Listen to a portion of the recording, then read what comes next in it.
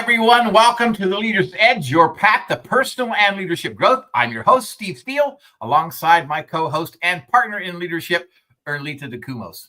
As certified speakers and coaches and corporate facilitators, we're dedicated to bringing you powerful principles to fuel your leadership journey and personal growth. Now, whether you're an entrepreneur just starting out, a new leader taking the reins, or a seasoned pro looking to refine your skills, this show is for you. We'll be diving deep into personal growth strategies to help you strengthen your mindset and leadership abilities.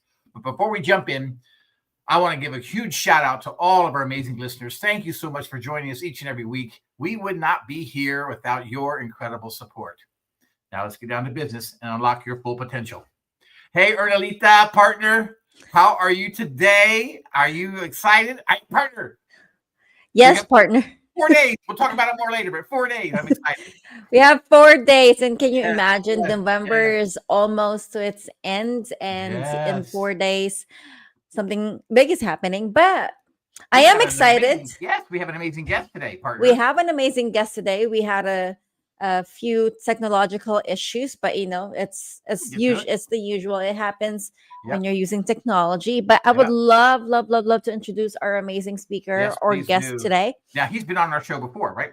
Yes. Ernelita? Okay, cool. Yes, our guest today is not a stranger to the Leader's Edge. He is a very good friend of ours, and he is a transformational speaker, leadership coach, trainer, and executive director with Maxwell Leadership. He helped organizations and leaders break through limitations, elevated performance, and create lasting impact. Through high energy keynotes, he uses authentic storytelling with practical, actionable strategies, equipping teams to lead with clarity, confidence, and resilience in today's competitive landscape. Please help me welcome our dear friend, Mr. Heber Mena, to the stage. Heber, he's here today. There he is. Thank you so much. Thank you so much. I love that shirt you have on. Live to lead. I love it, man. That's beautiful. That is beautiful, beautiful, beautiful. Heber, saying thank you so much for being here on the Leader's Edge. We know you've had you one time before, and it was just an amazing segment, and we really appreciate it. But today, I know you got something special for us. And I'm excited to really dig in.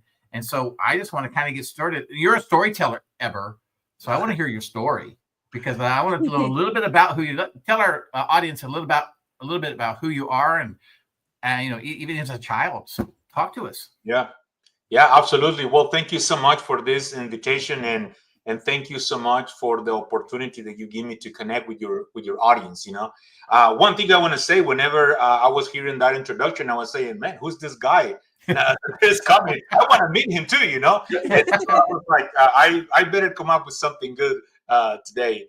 Yeah, you're talking about stories. I think that more than anything nowadays, that's what we need to connect, to relate to people, because people are smart enough to read books, systems, processes, but whenever you share a story, it's there's where the power is, and that's why I'm very passionate about things like that. And that's one of the things that I want to share about. I have a story of a little boy that I want to share with you, and I want to bring that to your audience as well, and hopefully we'll be able to add value to them and encourage them in life, that no matter what happens, we might not be able to choose our circumstances, but we can choose the way we respond to them and the way we move forward in life. Yes. Totally. Beautiful. Let's go with it. So Heber, tell us about I can't talk already. Tell us a little bit about this child. Who is this child? Yes, so this has been really something that have transformed my life, and really thinking about self-worth. A lot of times, I don't know, I come from the Latin American world, and a lot of us grew up with our parents telling us, go to school so you could be somebody in life. And a lot of times, while that's a good message from parents, I'm thinking about, like, so does that mean that I'm nobody right now? And am I enough? And so we grew up asking questions like, am I safe? Am I enough? And what am I good for? And so one of the things that I wanna share with you is this, and I don't know, I might get emotional about it. So you be ready. Totally fine. All We're right, raw, brother. honest, and authentic. So That's please, right. by all That's means. right. So this is the story of a child. His name is Alex. And the story goes like this. As a child, I was fatherless, scared, poor, and hopeless little boy. Like, felt like an uphill battle with the absence of a father, leaving a void that seems impossible to fill. Fear and uncertainty clouded my days, while poverty weighed heavily on my shoulders, stripping away the innocence of childhood and replacing it with the harsh realities of survival. Hope was a distant dream, one I barely dared to imagine, yet, even in those dark moments, there was a flicker within a quiet resilience that refused to give up. Even when the odds were against me, that little boy's journey wasn't easy, but it was the beginning of a story that will be shaped by overcoming adversity and finding strength in the struggles. In the 80s, this little boy faced darkness that stretched beyond the ordinary struggles of childhood, enduring the chaos of terror of civil war, where the communists sought to conquer not just the land, but the hearts of minds of the people. They couldn't, however, conquer the soul of this little boy, despite the violence and fear that surrounded this kid. This kid held to deep within this flicker of resilience, a will to survive that refused to be extinguished. As the war ended in 1990s, the peace that allows that the peace that followed was far from the freedom. The street became battlegrounds once again, not for political power, but for survival. Against the grip of the gang violence, the darkness took a new form. And this boy found himself navigating a world where safety was a luxury and the future felt as uncertain as it had during the war. The gangs robbed him not just of peace, but precious moments, experiences that should have been rites of passage during the teen years.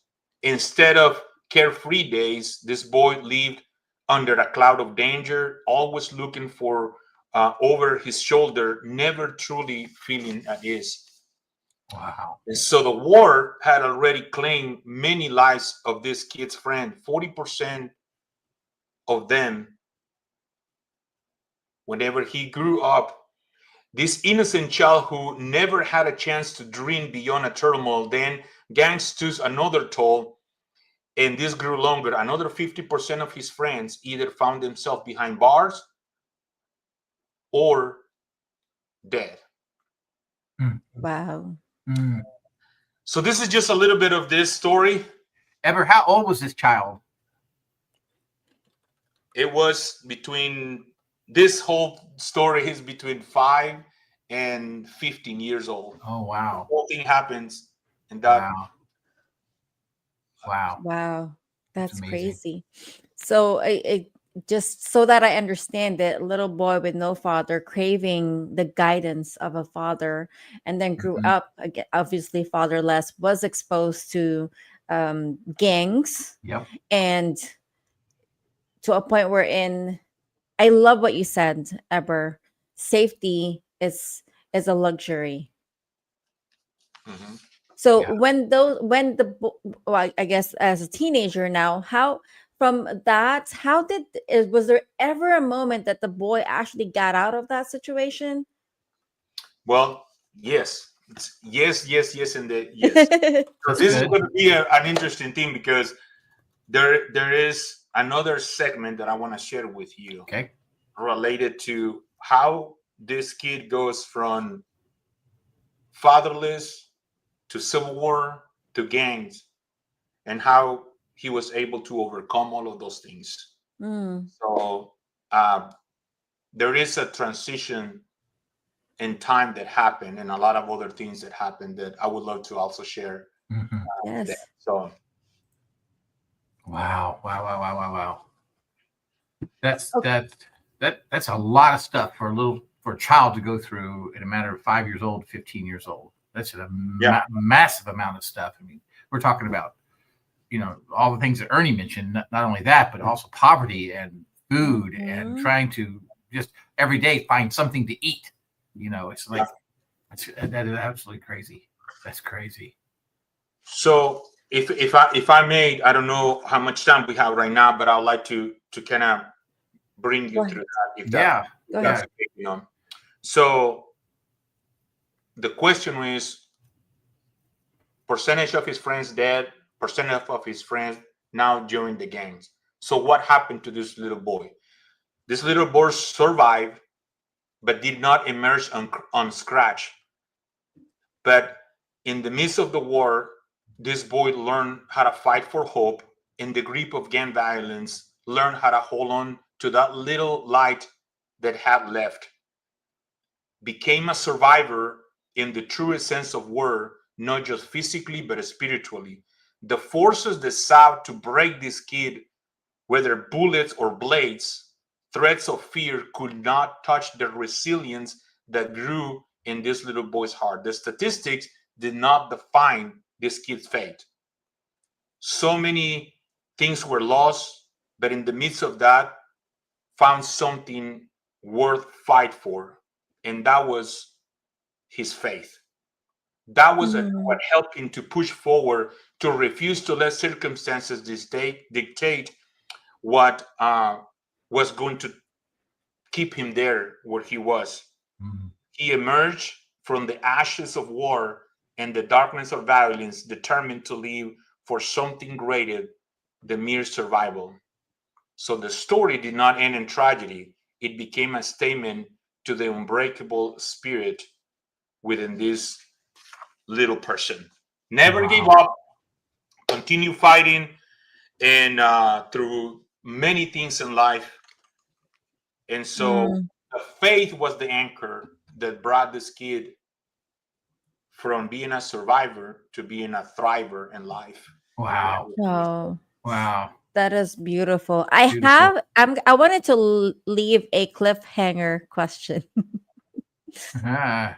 So I love the story, very powerful. While I was reading the story earlier, I got a little emotional because it kind of relates to what we're very passionate about. But my question is, what kind of mindset someone has to have in order to flip that script of being a statistic to actually someone who's making that difference? We will be right back to the Leader's Edge. We just talked about this amazing little boy who has gone through adversity and now is out of that adversity, now going back. We will be right back with Ever answering my question. Do you want to grow a team of transformational leaders who can take your organization to the next level? Do you want to attract, retain, and develop top talent? Do you want to leverage generational insights and improve your employees' communication, interpersonal, and productivity skills? If your answer is yes to any or all of these, you are in the right place. Steve Steele and Ernelita Dacumos, hosts of The Leader's Edge, are seasoned coaches and facilitators with Maxwell Leadership Team. They will leverage leadership content, tools, and resources to help turn your leaders into transformational leaders with influence and impact, so everyone wins. This highly effective program not only provides the knowledge and skills necessary to lead, coach, and communicate more effectively, but Steve and Ernie have resources available to impact others throughout your organization so that everyone can be led well. So contact us at pathtoleadersedge@gmail.com and let Steve and Ernie help grow your organization by creating an influence in which others want to engage. Hey everyone, welcome back to the Leader's Edge. I'm Steve Steele with my co-host Ernie Dacumos and our special guest today, Heber Mena. Heber, that was an amazing story about a little boy and all of the things he went through from the time he was like 5 years old to the time he was 15. And I know there's more to this story, and I know that there's a kind of a question that Ernie asked right before we went. How did this little boy? Well, Ernie, ask your question again. Sure. It Yeah. would be my pleasure. What mindset do you have Yes. to flip that script from being a statistic to someone who's making a difference? Right. Absolutely. So I'd like to answer that question. And then for those who are watching on YouTube, I would love to show you something as well Sure. that I Okay. brought Yes. for the Yeah, audience. we'd love So it. We'd love I it. got We'd love for it. two things. Okay. So number one, here's the bottom line of this. That if you can change the way you think, Mhm. then you can change the way you feel. That's right. Then you can change the way you act. That's right. Mm. Most of the time, we don't experience that type of transformation because we go directly to the behavior. Yeah. But if we don't have a paradigm shift in our minds, Mhm. then there's where the problem lies. That's why this whole transformation, which by the way, I always like to explain when I talk about transformation, that the word transformation is only an English alliteration to the word. The original Greek is metamorphosis. Mhm. So it's something that we experience, like going from a worm to a beautiful butterfly. That's what Mhm. transformation really is. So the answer to your question is this: if you can change the way you think, then you can change the way you act, or the way you feel rather, and then you can change the way you act. And the way that actually happen also is by making sure that we understand that everything happens in our mind. It's a mindset, and refusing to stay as a victim Mm. and moving from there to be a victor and thrive in life. That's right. So that's the bottom line related to your question. Now, I would love to share with your audience something that I brought for you. So if you don't mind putting the slide on the screen for those who are watching on YouTube. So I want you to take a look at this. Okay, I want you to look at this boy right there and tell me what you see in his face. Mm.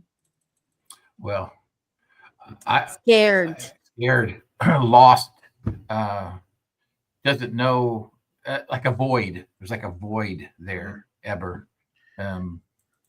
Doesn't know where his next Yeah. meal's going to come from, or where his next love. No love. I mean, just like who's going to love me? Who's going to take care of me? Yeah. Kind of feeling Alone, even. alone. Yes. So this is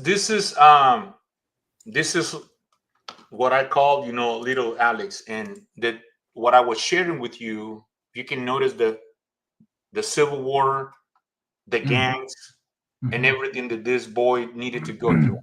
Mhm.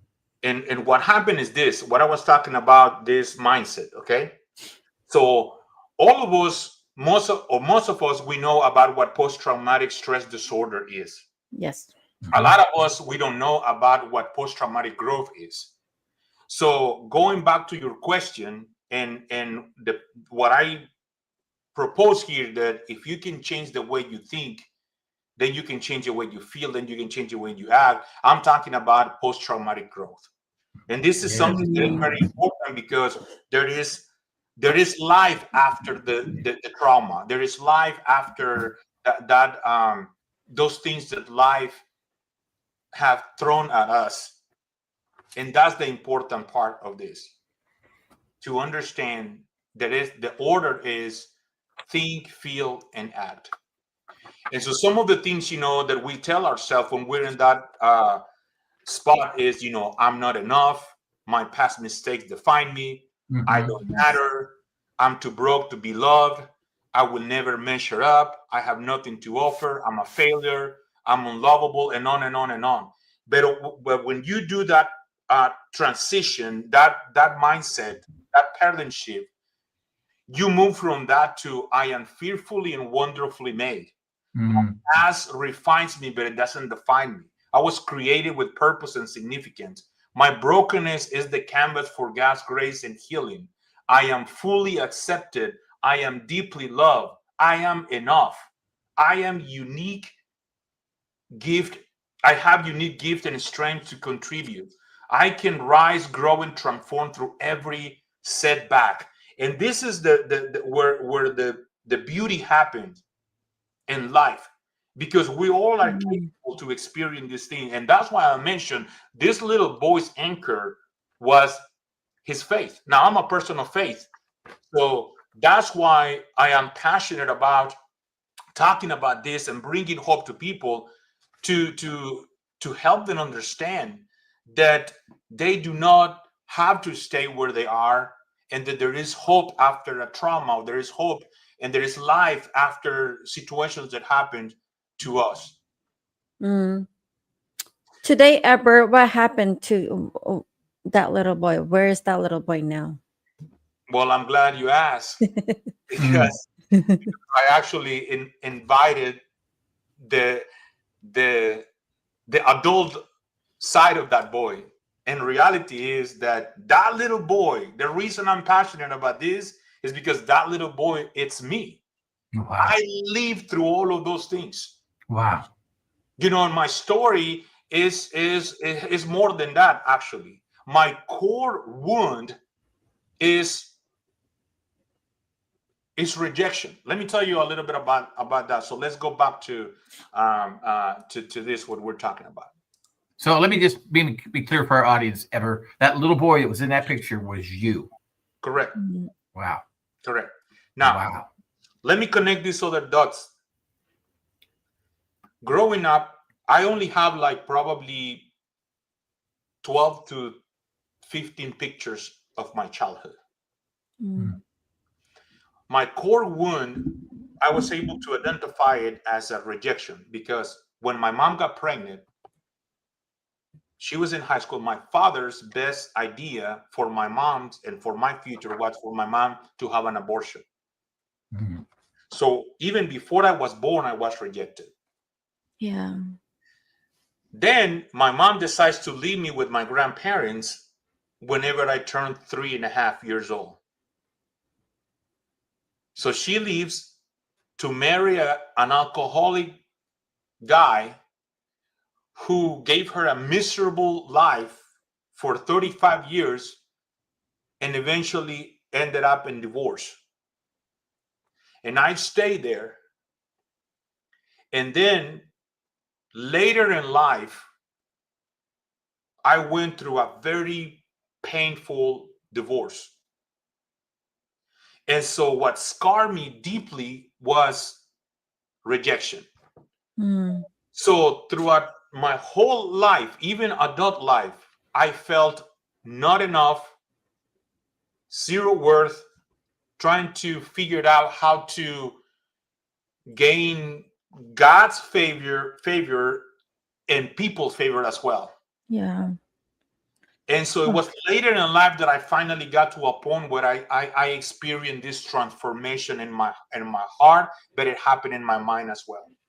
Wow. So 3 traumatic events that happened in my life. So I had everything to be resentful. I have everything to hate the world. I have everything to just stay there and become a gang member, or join the forces to fight during the Civil War. And there was something inside of me that was always giving me this light. And later on, I understood that was my faith, and that was God actually giving me the opportunity to be able to get to where I'm at now, and now to be able to share my story, hopefully to bring hope, encouragement to others. That is so powerful, Eber. And thank you so much for sharing and being vulnerable with us, which is why the theme of our radio show today is you are worth more than you think. And I'm sure one of our viewers or somebody out there who's watching us and who will be listening to us right now is asking, Eber, how I get it. Yes, you had rejection and that's your core wound. If someone's out there who is experiencing the same thing that you experience, how can someone identify that they're worthy? Yeah, there That's a great question, and that's why I'm once again passionate about sharing Yes. my story. So let me go back to this and share these other things with your audience as well. Okay, so let me make sure that I get this part well as I want to. Move where you are. Mhm. Exactly. Move where you need to be. I mostly where I need to be. Okay, so here's what I want to tell you. So that's the story with me, but identifying that self-worth begins with awareness. Your worth isn't in what you do, but in who you are. That's what I needed Mm, to understand first. yeah. Understanding my identity and knowing exactly that nothing else was defining me. So it's very important to understand, identify uh, what where is our identity, right? And for that, I ask people, think about something that is tied to your life and not to your accomplishments. And the second part is to believe in the worth that we have. So awareness without belief leads to insecurity. So we must Mm, choose to believe that we are valuable. We know that John Maxwell said, we, in order to add value to others, we need to value ourselves first. yes. We cannot give anything that we do not have. So when we think about believing this, believe, that's the mindset, the shift that happens in our mindset, right? So we go from doubt to confidence, from shame to acceptance, and from fear to courage.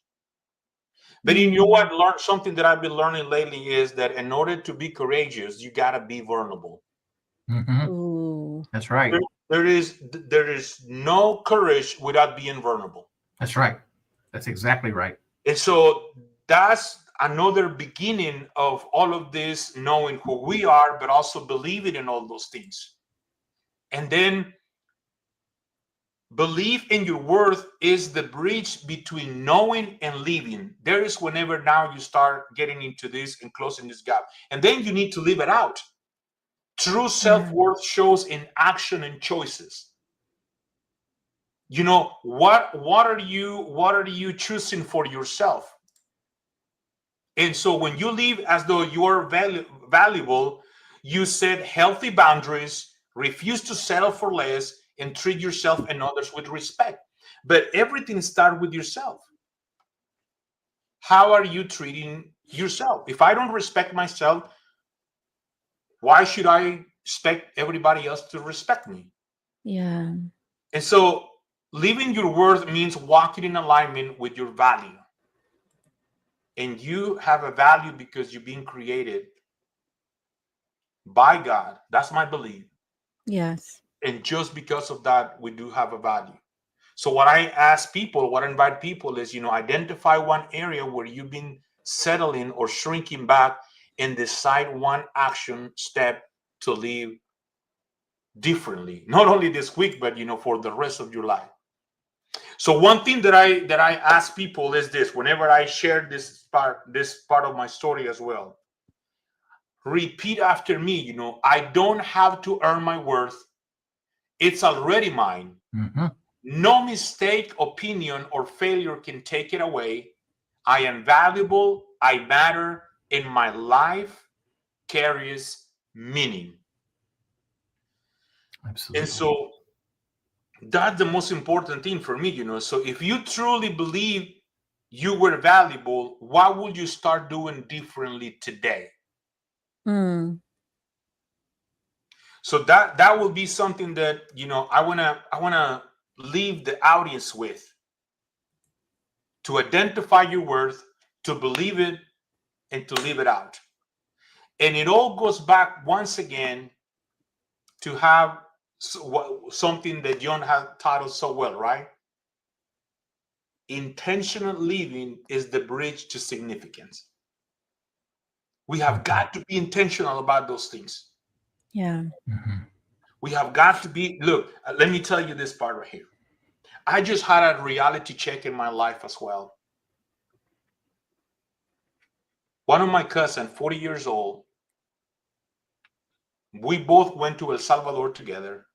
Mm-hmm. We were serving with different groups. We came back to the United States.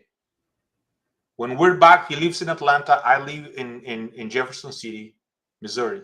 He started feeling bad. He goes to the hospital, get diagnosed with stage 4 cancer. In 9 months, he's gone. Oh.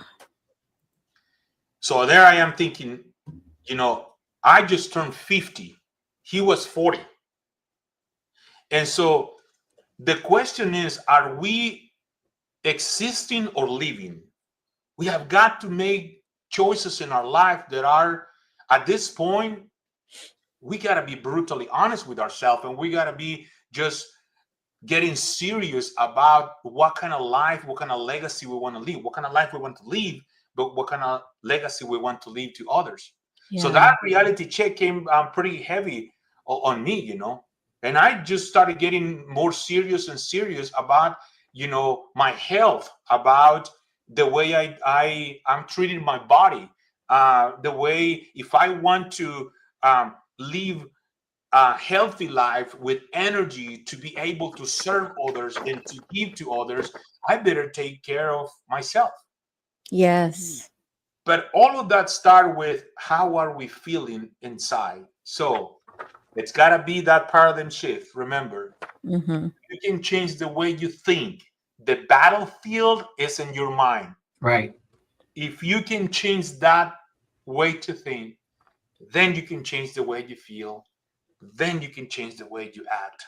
And there is where transformation happens.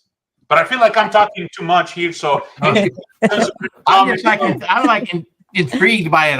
I'm just so zoned into what you're saying. It is really, really amazing. We stopped being hosts. We just started taking notes. Yeah, Like, exactly. that's right. Taking notes. I do like what you said about that, Heber, about belief, because I think it kind of goes this way as well. What you believe, you think. What you think, you feel. What you feel, you act upon.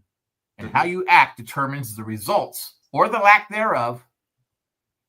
Your results always are 100% of the time reinforced by your original belief. And so belief is so freaking important, right? It is so important that we have that belief in ourselves. Because I tell entrepreneurs all the time, the balance of your business is the balance of your thoughts. So wherever you're at in life, the balance of where you are is the balance of your thoughts. So that belief is so important, Heber. What you were speaking to, I just got zoned in on that because it was so crazy important that we believe not only in a God, but believe in ourselves as well, that we have power within us to make those changes because our thoughts, right?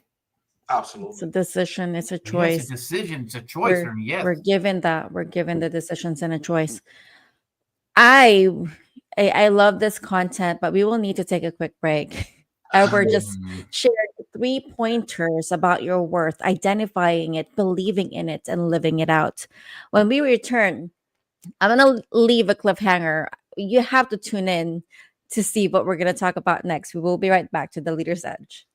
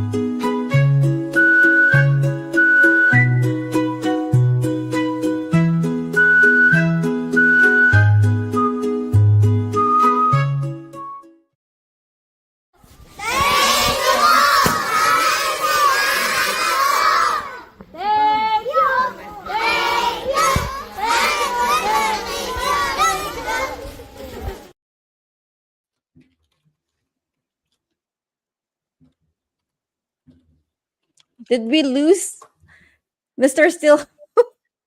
Hey everyone, welcome back to the Leader's Edge. I am your host, Ernelita Dacumos, with my co-host who we lost, Mr. Steve Steele, with our special guest, Mr. Heber Mena. Heber, thank you so much for that amazing, amazing content. Like I said, I lost track of being a host. I just started taking notes. But there's one thing that you're currently doing, which I admire the most, which also coincides with the topic that we have, which is your worth, right?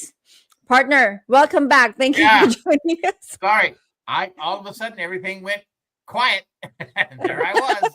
It's like, oh, we I'm lost back. you. I'm back. Yeah, I'm so sorry about that, guys. Yes. So I was just talking to Heber about something that he's doing today. I love what you mentioned about the reality check that you had with your cousin, Yeah. that life is very short, right? And because of that, now you had this reality that you're making this decision, or you made this decision to value your body, your health more. You did something recently which is something that we can incorporate, but we're not enticing everyone to do it, but it's something that you have done. Do you mind sharing that, please? Yes. I did it with you. I did not succeed. Well, let me before I would really like to talk about, and I will answer your question. I think Yes. about 75 hard, but one thing, and I want to encourage your listeners as well, both YouTube and the podcast. With my story, you heard my core wound. Yes. You heard everything and that's not even like 25% of what happened to me. But here's what I want to tell you too. One thing that I learned, especially here in the United States, is that we're looking for connection, right? But one thing is this, that here in the United States, that how are you doing is only a synonym of hello. Most people don't want to hear how you doing. That's right. That's right. But here's the thing too, that whenever we go through situations like this, my story that I'm sharing with you, the question comes, how can I redeem my pain? How can I bring this for good? And let me tell you what I learned in life. And I learned this through Rick Warren, Purpose Driven Life. He says this in this book: God will not waste your pain. And the only reason, or the only way God will not waste your pain, is if you're willing to share it with others. Right. Well, I started sharing my pain with others a long time ago. And guess what happened? I was rejected even more. I don't want to hang out with this guy. This guy is so screwed up. Look at all the trauma. Look at all the things. So I was even put on a different category where people didn't want to even hang out with me. Hang out with, yeah. But what happened, and that's where I learned, how are you doing? Is just hi. Just tell me hi. You don't even care. So let's be real about that, right? But here's the cool thing that complemented. Dr. Brené Brown taught me that you share your pain in your story with people that have earned the right to hear it. Right. Yes. Complemented that. And with her, I learned about vulnerability. Yes. And vulnerability is really the key to this, because as I was mentioned to him, under her coaching and teaching, Dr. Brené Brown, this is not my content, it's her content, but I learned it from her. She said this, that whenever we're talking about vulnerability, it has to do, being vulnerable is whenever we face uncertainty, risk, and exposure. And at this point in my life, I'm okay with that. I'm okay with uncertainty, risk, and exposure. And guess what the result of that is? Courage. Yes. Right. That's why right. I have a problem sharing all of these things, because that is exactly what we need. And so what I wanna bring to your audience as well is that, and Dr. Brené Brown says this as well, that we live in a line of fear. Really, we don't like to admit it. And when we live in that line of fear, there are two things that happen. Below the line, there is a hero, a victim, or a villain. Right. So I used to say, oh, you know what? My dad wanted to abort me and all of the above. I could say that, or I can say I hate everybody and I'm going to become this bitter person and I become the villain, or I become the hero trying to rescue everybody. But the best way to live is above the fear line, which is we become a coach, a challenger, and a co-creator. I love it. This environment where we are right now, the three of us, we're above the line. Yeah. I mean, because we're coaching, we are challenging each other, and we are co-creating. So I wanted to explain that because vulnerability is a powerful thing that we can be able to experience. I love that, Heber, because I think I remember seeing Brene Brown teaching one time in a video where she was saying, if you're out up in the cheap seats where you're like, watching her in the arena, the man in the arena. The man in the arena. It's not the critic who counts, or it's not the man who points out how the strong man stumbles.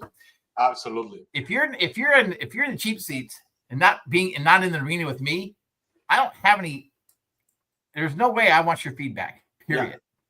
Unless you get in there and you work your shoulder up with me.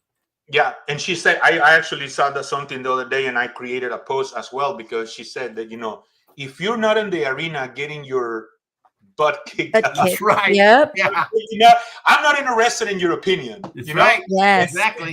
And that's so true. Yesterday, whenever I went and got my haircut, the person who cut my hair, she said, one of the reasons I like to talk to you is because you're always talking about relevant things and you're not afraid to share all your mistakes. I was talking about all my mistakes, and I cannot relate to people that they look so self-righteous, that they had a perfect life.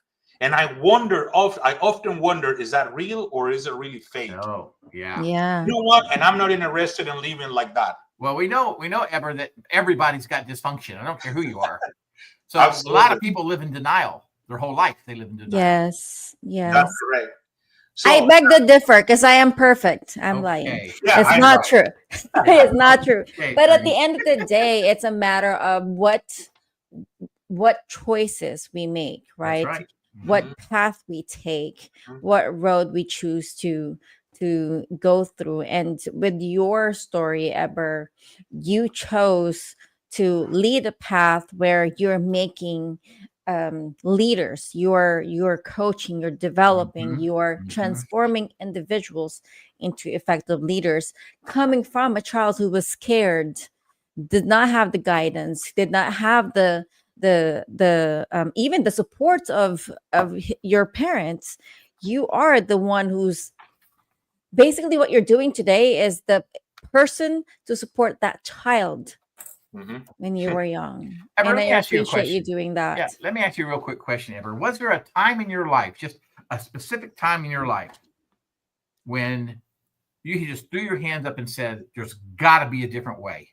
Yeah. There's just got to be a different way. I've got to do something different. Yes. And thank you so much for that question. And honestly, it hasn't been only one time in my life. Right. And let me bring this home, okay? With the 75 heart that I will talk about. Please, I can't wait. I've been waiting. So it's only not one time. Okay. So in February, I found myself under a lot of stress, under a lot of things coming. I have 4 kids. 2 of them are adopted. 2 of them are my biological kids.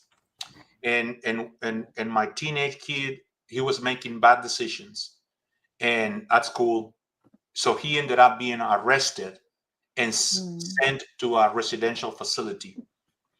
And then after that, my wife started having, anxiety and panic attacks, and to the point that she needed to quit everything.